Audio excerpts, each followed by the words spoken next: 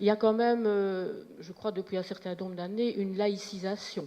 Donc je crois que ce n'est plus automatiquement parce qu'on est dans une mutualité socialiste ou dans une mutualité chrétienne que automatiquement je crois qu'il y a d'autres éléments qui vont jouer, comme lorsqu'on est en couple, la personne avec qui on est en couple, etc.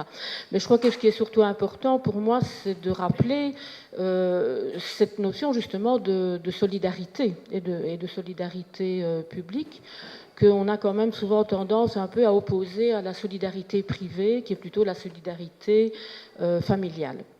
Et je crois qu'il faut rappeler le socle de cette solidarité, qui est d'être beaucoup plus égalitaire que justement la solidarité familiale, qui, elle, existe, bien sûr, et est souvent un complément à la solidarité publique, mais qui est quand même très inégalitaire.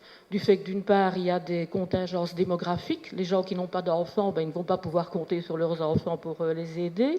Il y a aussi toute la subjectivité qu'entache ce terme de solidarité. Si on faisait un tour de table ici et on demande à chacun c'est quoi pour vous la solidarité avec mes proches, on verrait qu'il y a des nuances extrêmement différentes. Et enfin, c'est une solidarité qui est élective, c'est-à-dire qu'on va plus aider ceux que l'on préfère, ceux que l'on aime le mieux, et pas nécessairement ceux qui en ont le plus besoin. Et donc cette solidarité publique, elle est égalitaire, elle est plus égalitaire en tout cas, et c'est donc ça qu'il faut, je pense, la préserver au maximum.